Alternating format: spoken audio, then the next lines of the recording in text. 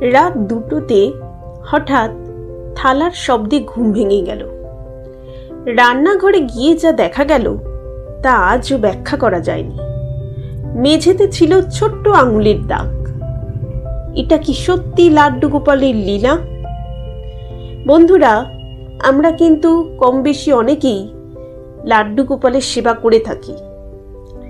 লাড্ডু গোপাল কারো বাড়িতে সন্তান রূপে, কারো বাড়িতে ভাই রূপে বা অন্য যে কোনো রূপে কিন্তু পূজিত হয়।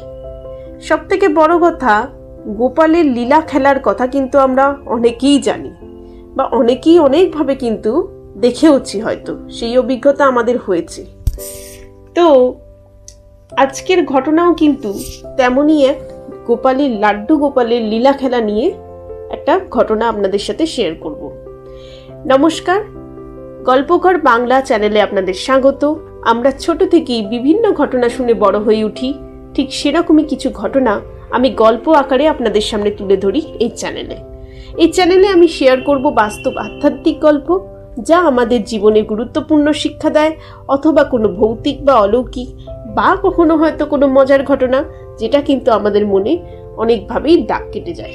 তো চলুন শুরু করা যাক আজকের ঘটনাটি অবশ্যই আপনারা শুরু থেকে শেষ পর্যন্ত শুনবেন এবং কেমন লাগলো আমাদেরকে কমেন্ট করে জানাবেন। আর আপনাদের জীবনেও যদি এ ধরনের কোনো ঘটনা ঘটে থাকে, কোনো অভিজ্ঞতা হয়ে থাকে, অবশ্যই আমাদেরকে বলতে কিন্তু ভুলবেন না। তো চলুন শুরু করা যাক আজকের ঘটনাটা আমাকে একজন শেয়ার করেছে। ওই দিদি থাকেন হচ্ছে কলকাতাতেই, এখন কাজের সূত্রে থাকেন, কিন্তু ওনার অ্যাকচুয়ালি নদিয়াতে গ্রাম। তো সেই ঘটনাটাই আজকে শেয়ার করব। ওনাদের গ্রামে একজন মিতালি দেবী বলে একজন দিদির ঘটনা উনি শেয়ার করেছেন।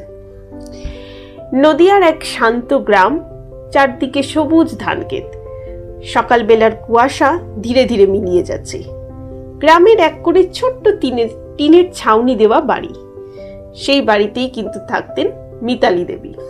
খুবই সাধারণ মানুষ ছিলেন তিনি। সংসারে অভাব, স্বামী ছিলেন দিনমজুর, আর তার একমাত্র ছেলে ছিলেন রাহুল। কিন্তু মিতালিদির জীবনে তার সবচেয়ে বড় সম্পদ কিন্তু ছিল তার লাড্ডু গোপাল। প্রতিদিন উনি ভোর 4টে ঘুম থেকে উঠতেন। প্রথমে উনি ঘর পরিষ্কার করতেন, গঙ্গা জল ছিটিয়ে ছোট্ট যে একটা সিংহাসন বলুন বা মন্দির, যা আমাদের সকলের বাড়িতে থাকে, একটা পূজার স্থান, সেই স্থানটাকে খুব সুন্দর করে সাজাতেন। তো এই যে লাড্ডু গোপাল, তাকে কিন্তু তিনি কখনো মূর্তি বলতেন না। উনি সবসময় বলতেন, এ আমার ছোট ছেলে।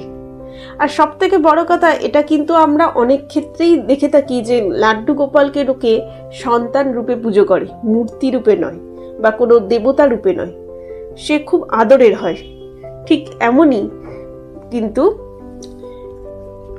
মিতালি দেবীর সাথেও হতো। তিনি নিজের হাতে সেলাই করা ছোট ছোট জামা পরাতেন। গরমের দিনে উনি গোপালকে পাতলা কাপড় পরাতেন, শীতে উলের সোয়েটার পরাতেন। সবকিছু যেরকম যখন পারতেন পরাতেন। আর যেহেতু তিনি খুব গরিব ছিলেন, উনি কিন্তু বেশিরভাগ সময় নিজেই তৈরি করতেন লাড্ডু গোপালের কাপড় বা সোয়েটার।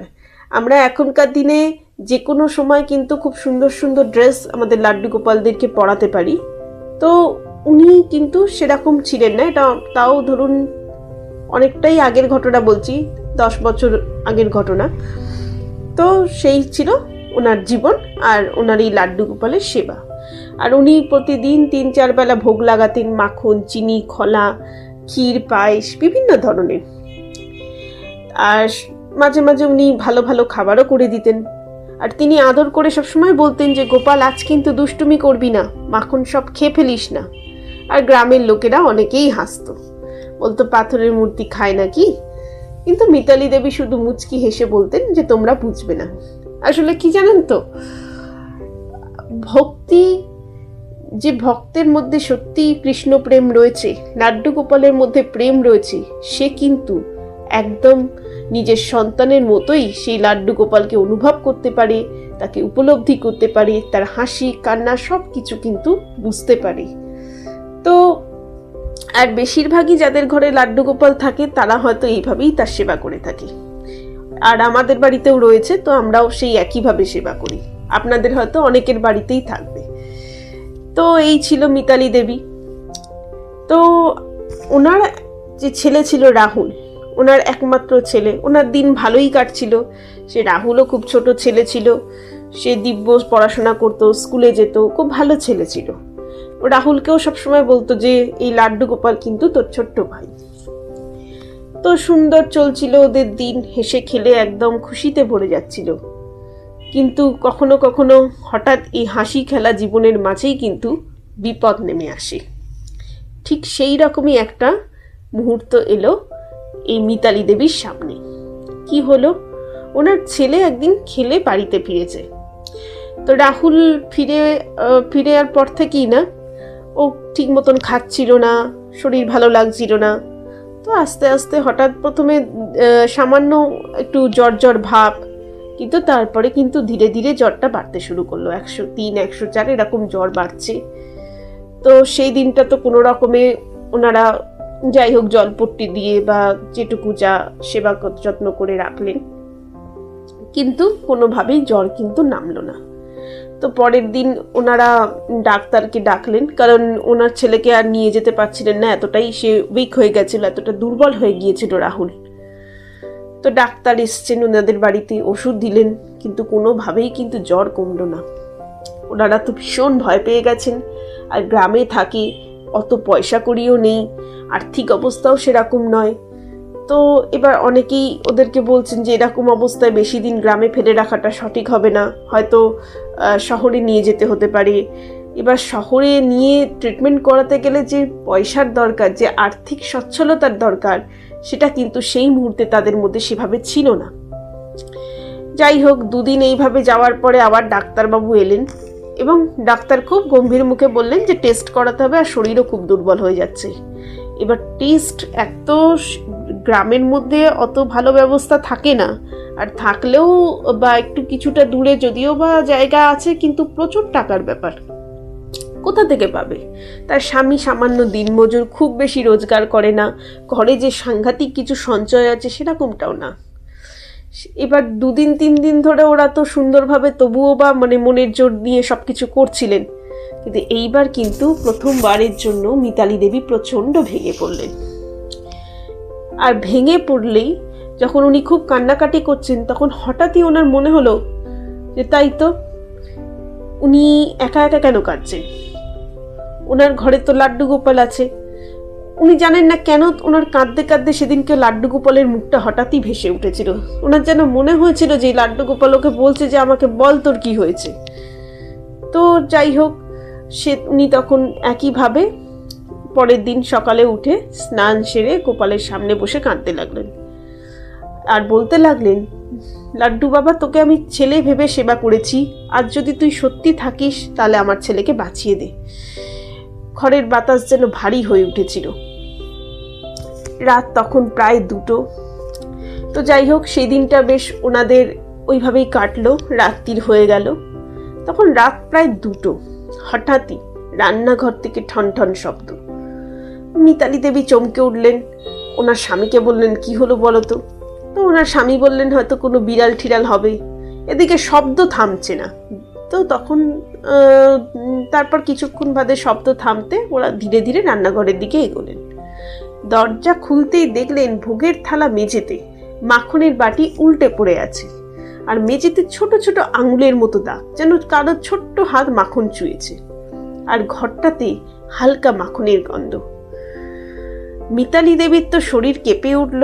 উনি দৌড়ে মন্দিরে গেলেন, আর অদ্ভুতভাবে উনি দেখলেন লাড্ডু গোপাল যে ছিল তাদের বাড়িতে, তাকে উনি কিন্তু শুয়ে রেখে এসেছিলেন, কিন্তু সেই গোপালের মধ্যে শুয়ে থাকা অবস্থাতেও যেন ওনার মনে হলো সামান্য সাদা দাগ ওনার গোপালের ঠোঁটে লেগে রয়েছে। উনি তো কাঁপা কাঁপা গলায় বললেন, তুই এসেছিলি তাই তো? তো তখন ওনার অদ্ভুত চোখে জল চলে এসছে, ওনার মনে একটা অদ্ভুত ফিলিংস হচ্ছে।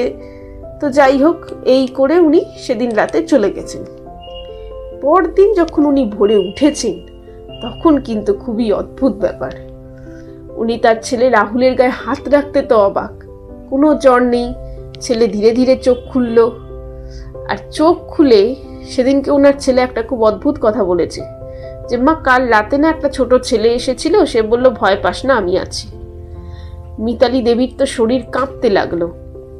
যাই হোক, ডাক্তারকে আবার খবর দেওয়া হলো। উনি এসে বললেন খুব দ্রুত রিকভারি করেছে, কোনো টেস্টের দরকার নেই। মেডিকেলি এটা ঘটাটা সত্যিই খুব মিরাকেল না হলে হয়তো সম্ভব নয়। কিন্তু মিতালি দেবী আর তার স্বামীর মনে কিন্তু আর কোনো সন্দেহই রইল না। তো যাই হোক, সেই ঘটনা ধীরে ধীরে গ্রামে ছড়িয়ে পড়লো। কেউ বিশ্বাস করলো, কেউ বা বললেন কাকতালীয়, কিন্তু একজন বৃদ্ধা বলেছিলেন নাকি যে ভক্তির শক্তি অনেক বড়। তো সেই দিন থেকে মিতালি দেবীর বাড়িতে প্রতি জন্মাষ্টমীতে ছোট করে কীর্তন হয়, গ্রামের মানুষ এসে প্রসাদ নেয়। অনেকে বলেন মাঝে মধ্যে নাকি এখনো গভীর রাতে মাখনের গন্ধ ওনার বাড়ি থেকে পাওয়া যায়। তো মিতালি দেবী আজও বলেন ভক্তির ডাকে গোপাল কিন্তু কখনো ফেরান না কাউকে, কখনো দেরি করেন না। তিনি পরীক্ষা নেন কিন্তু ছেড়ে যান না। তো আপনি কি কখনো এরকম অলৌকিক অভিজ্ঞতার সাক্ষী হয়েছেন? তো যাদের যাদের সাথে এরকম অলৌকিক অভিজ্ঞতা ঘটেছে তারা অবশ্যই সেই অভিজ্ঞতা আমাদের সাথে শেয়ার করবেন, আর ঘটনাটা কেমন লাগলো জানাবেন, আর কমেন্টে অবশ্যই তারা লিখবেন জয় গোপাল। আর ভিডিওটা ভালো লাগলে লাইক বা শেয়ার করতে ভুলবেন না। আজকের ঘটনা এই পর্যন্তই। ভালো থাকবেন, আবার আসবো অন্য কোনো ঘটনা নিয়ে। আর যে দিদি আমাদের সাথে আজকের ঘটনাটা শেয়ার করেছেন তাকে অসংখ্য ধন্যবাদ, এত সুন্দর একটা অভিজ্ঞতা আমাদের সাথে শেয়ার করার জন্য। তো অবশ্যই আপনারা প্রত্যেকে ভালো থাকবেন, আমাদের পাশে থাকবেন, আর আবার দেখা হবে। আবার আসবো অন্য কোনো ঘটনা নিয়ে অন্য কোনো ভিডিওতে। নমস্কার।